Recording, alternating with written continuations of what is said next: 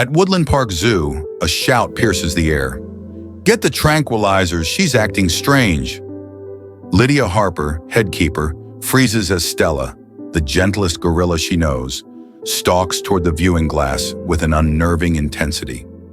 Clutching her 3-month-old baby, Luna, this seasoned mother of 4 whimpers in a way that chills the soul, her eyes screaming desperation. Something's horribly wrong. What happened next would change everything they thought they knew about these gentle giants. Before continuing the story, tell me which city you're watching from. I want to know how far this video has come. Don't forget to like and subscribe to the channel so I can send you exciting stories like this every day. Thank you.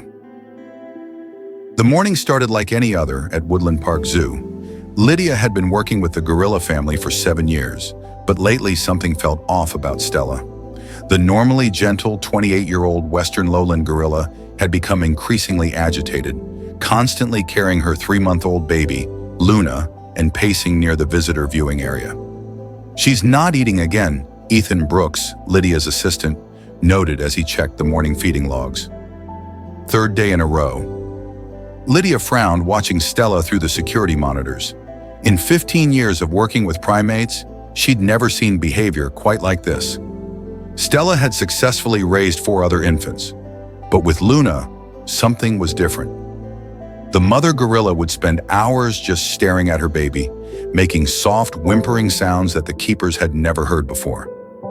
Dr. Nathan Caldwell, the zoo's veteran veterinarian, had examined both mother and baby multiple times but found nothing physically wrong. "Keep monitoring them," he'd said. "Sometimes new mothers can be overly anxious, even experienced ones." But Lydia knew this was more than anxiety. Stella was one of their most stable and calm gorillas. She'd helped integrate new members into the troop and even seemed to mentor younger females when they had their first babies. This behavior was completely out of character. The situation came to a head on a quiet Tuesday morning. The zoo had just opened, and only a handful of visitors were around. Among them was Eleanor Quinn, a retired nurse who visited the gorilla habitat almost daily. She'd been coming so regularly that the keepers had started calling her Gorilla Grandma. Eleanor stood at her usual spot, coffee in hand, watching Stella with concern. "Something's wrong with her today, Lydia," she called out to the keeper. "Look at how she's holding the baby." Lydia moved closer to the glass, her heart dropping as she observed Stella's behavior. The mother gorilla was approaching the viewing area with purpose, holding Luna differently than usual. Instead of keeping the baby close to her chest in the typical gorilla carrying position, she was holding her out slightly, almost as if, "Oh my God," Lydia whispered, reaching for her radio. "Get Dr. Caldwell down here now." Stella pressed closer to the glass, her eyes fixed on Eleanor. Years of working with gorillas had taught Lydia to read their expressions, and what she saw in Stella's eyes wasn't aggression, it was desperation. The next few moments seemed to unfold in slow motion. Stella placed one massive hand against the glass, directly in front of Eleanor. Then, in a movement that would later be replayed on news stations worldwide, she lifted her baby to the glass and made a gesture that left everyone speechless.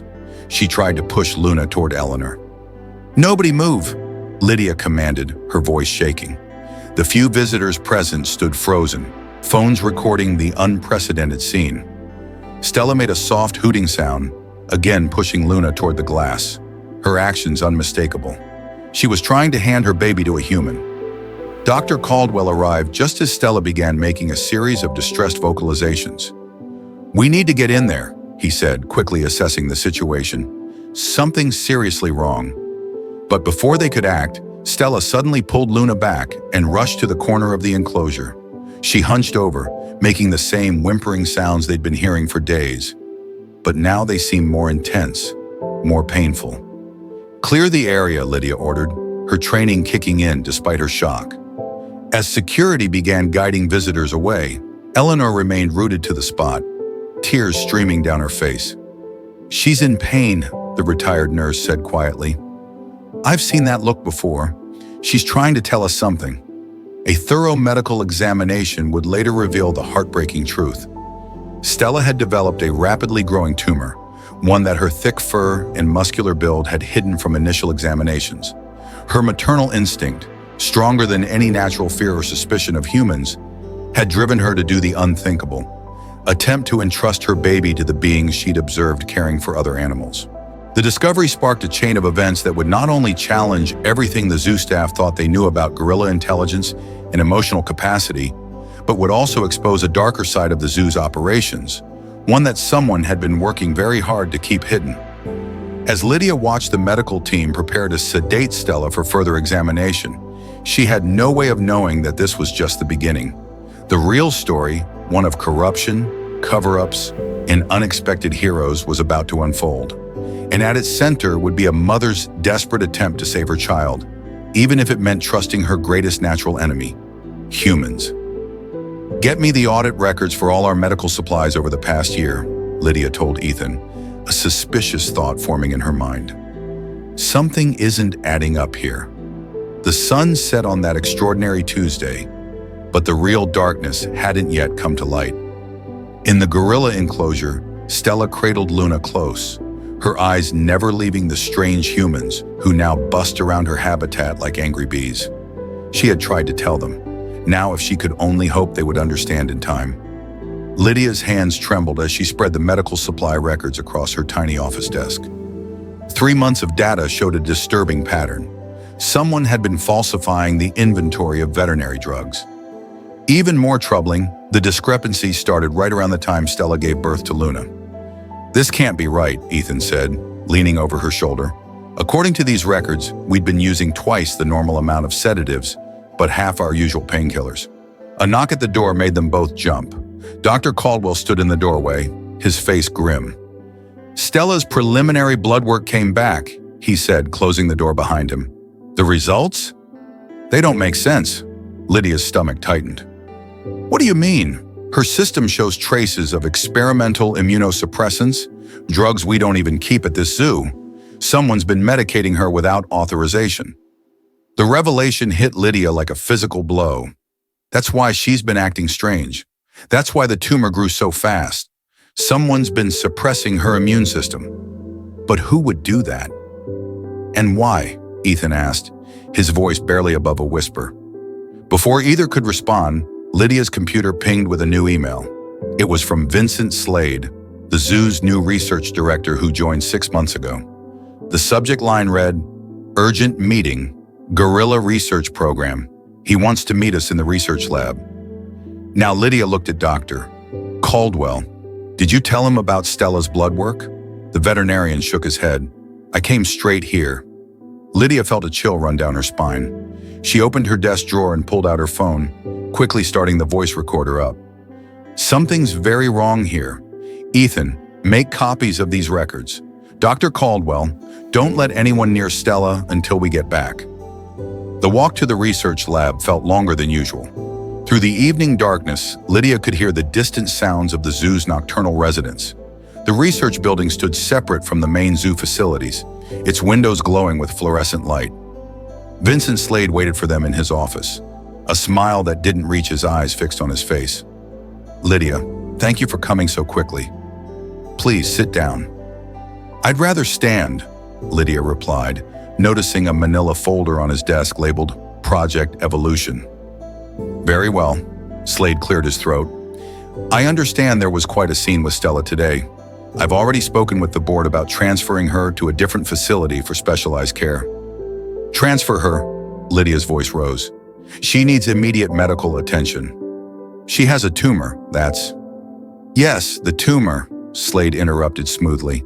"An unfortunate development, but one that makes her a perfect candidate for our research program." The pieces suddenly clicked into place.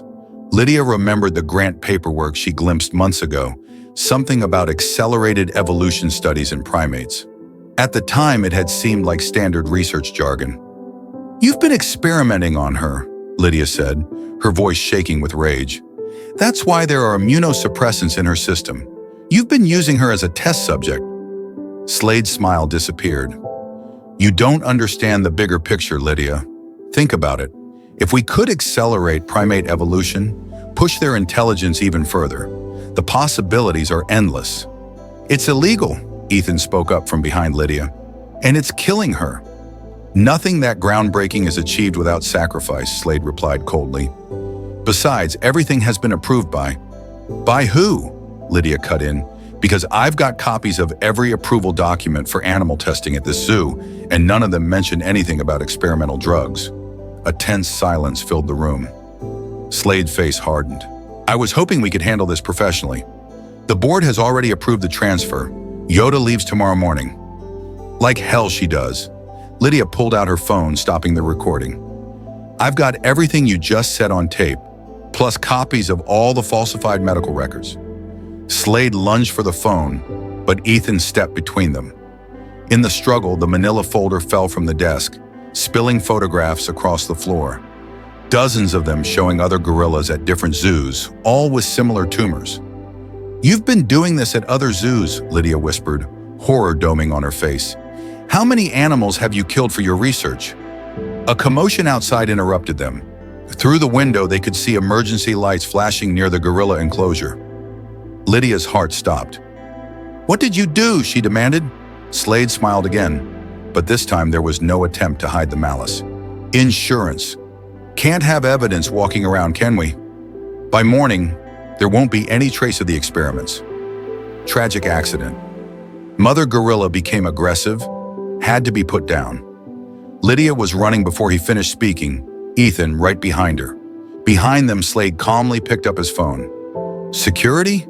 Yes, we have 2 employees breaking protocol, heading toward the gorilla enclosure. Consider them terminated, effective immediately. But what Slade didn't know was that Lydia had already sent the recording and documents to 2 people. Eleanor Quinn, the retired nurse who'd witnessed Stella's strange behavior, and her brother, a journalist at the local newspaper. As Lydia raced through the darkness toward the gorilla enclosure, she could only pray they'd get there in time. Stella had trusted them with their greatest secret. Now it was their turn to save her.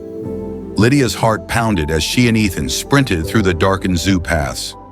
Ahead, the gorilla enclosure was lit up like a stadium, portable floodlights casting harsh shadows across the night. A team of unfamiliar men in veterinary uniforms were approaching the entrance. They're not our vets, Ethan panted beside her. I don't recognize any of them. Call Dr. Caldwell, Lydia gasped. Tell him to bring everyone he trusts and get the police. Now as they got closer, they saw Eleanor Quinn's familiar figure arguing with security at the perimeter. The retired nurse was refusing to leave, her voice carrying across the ground. I'm a witness. That gorilla was trying to tell us something this morning. The security guard grabbed Eleanor's arm, but she stood her ground. I've already called the newspapers. They're on their way. How are you going to explain experimenting on endangered animals? Lydia's phone buzzed, a text from Eleanor's brother. Story going live in 5 minutes. Police and animal welfare officials notified. Keep them busy. Ethan, Lydia grabbed her assistant's arm. Remember the backup generator drills? A slow smile spread across his face. Time to kill the lights? Every single one. While Ethan sprinted toward the power station, Lydia approached the security perimeter, holding up her ID. I'm the head keeper. What's going on here? One of the fake vets turned toward her, needle in hand. Emergency protocol. The female gorilla has become aggressive. We have orders, Toe. The entire zoo plunged into darkness. Cows erupted. In the sudden blackness, Lydia heard shouts of confusion, running footsteps, and then, cutting through it all, Stella's distinctive warning call. The mother gorilla could sense something was wrong. Lydia knew the gorilla enclosure like the back of her hand. In the darkness, she slipped past the confused intruders, making her way to the keeper's entrance. Her keycard still worked. Slade hadn't had time to deactivate it. Inside, she could hear Stella's breathing, heavy and labored. The gorilla was in the corner furthest from the main entrance. Luna clutched to her chest. It's okay, girl, Lydia whispered, using the soothing tone she'd developed over years of working with Stella. I'm here to help. A flashlight beam cut through the darkness. Lydia froze, but it was Dr. Caldwell, accompanied by 2 police officers. Hands up, one officer commanded, is like finding the fake vet team. Seattle police, nobody move. More lights flooded the area as emergency vehicles arrived. Lydia could hear Eleanor's voice outside, talking to what sounded like reporters. They'd been experimenting on these animals. Yes, I have proof. Slade burst into the enclosure, his face contorted with rage. This is a zoo emergency. These officers have no jurisdiction. Actually, a new voice cut in. They do. A woman in an FBI winebreaker stepped forward. Vincent Slade, you're under arrest for illegal animal experimentation, fraud, and multiple violations of the Endangered Species Act. Lydia barely registered the chaos that followed. Slade being handcuffed, the fake vet team surrendering, camera flashes from gathering media. Her focus was entirely on Stella, who had begun making a soft, whimpering sound. Dr. Caldwell was already moving toward the gorilla, his medical bag in hand. The real medical team is 2 minutes out, he said. Lydia, can you keep her calm? Stella's eyes found Lydia's in the dim light. Slowly, deliberately, the gorilla extended one massive hand, just as she had that morning at the viewing glass. But this time, she didn't try to hand over her baby. Instead, she gently touched Lydia's arm, a gesture of trust that brought tears to the keeper's eyes. The next few hours passed in a blur. Real veterinary specialists arrived, setting up a mobile medical unit inside the enclosure. Initial tests confirmed what they'd feared.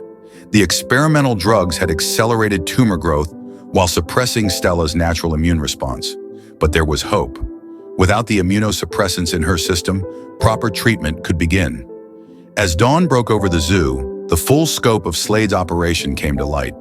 Investigators found records of similar experiments at 3 other zoos, all disguised as research into primate intelligence. Slade had been working with a pharmaceutical company using endangered animals as test subjects for experimental drugs. Eleanor's brother's story hit the morning news. Zoo conspiracy exposed. Endangered gorillas used in illegal experiments. Within hours, it went national. Animal rights organizations descended on the zoo, demanding oversight reform. The zoo board, desperate to save their reputation, pledged full cooperation with investigators and announced a complete overhaul of their research protocols. 1 week later, Lydia stood at the viewing glass, watching Stella and Amani. The mother gorilla was recovering well, her tumor responding to proper treatment. The pharmaceutical company behind the experiments had been exposed, their executives facing criminal charges alongside Slade. She knew, Eleanor said softly, standing beside Lydia. The retired nurse had become something of a celebrity in the wake of the scandal, her testimony helping to break the case wide open. That morning, when she tried to hand me her baby, she knew she was sick, and she was asking for help the only way she could. Lydia nodded, remembering how desperate Stella had looked that day. Gorillas are so much more intelligent than most people realize. She understood enough to know that something was wrong, and that we might be able to help. Ethan appeared at Lydia's other side, holding a tablet. Latest blood work came back clean. No more traces of the experimental drugs. And look at this. The board just approved a new great ape sanctuary. They're calling it the Stella Project. Through the glass, Stella caught Lydia's eye. The gorilla was sitting in her favorite spot, Amani playing nearby. She looked stronger every day, her eyes clear and bright. When she reached out to touch the glass this time, it wasn't in desperation, it was in friendship. The story of the mother gorilla who tried to hand her baby to a human became more than just a viral moment. It sparked a national conversation about animal intelligence, research ethics, and the responsibility humans have to protect endangered species. Documentaries were made, books were written, and zoo policies across the country were reformed. Slade and his conspirators received lengthy prison sentences. The pharmaceutical company paid millions in fines, money that went directly to great ape conservation efforts. But perhaps the most meaningful change happened in the hearts of people who heard Stella's story. A reminder that animals feel, think, and trust in ways we're only beginning to understand. As for Stella and Amani, they thrived. The baby grew strong under her mother's care, unaware of how close they'd come to being separated forever. Sometimes visitors who knew their story would stand at the viewing glass, watching mother and child play, marveling at the depth of a mother's love that transcended species barriers to save her baby. Lydia kept the security footage from that morning, the moment when Stella tried to hand Amani to Eleanor. Stella and Lydia's journey is more than a heart-wrenching tale. It's a powerful wake-up call about the depth of maternal love and the astonishing intelligence animals possess beyond what we ever imagined. From that desperate moment, Stella tried to hand him money through the glass, to Lydia's relentless fight to expose the truth and save her furry companion, this story reveals a profound bond between humans and animals that we can't ignore. It didn't just save Stella, it shifted how an entire society views the creatures we share this planet with, igniting a call to protect them. If this story gripped you and you're hungry to uncover more mysteries and lessons from the natural world, hit that subscribe button on our YouTube channel right now. Make sure to turn on notifications so you don't miss a single video. Every story is a journey, and we'd love for you to join us. Thanks for tuning in, and we'll see you in the next one.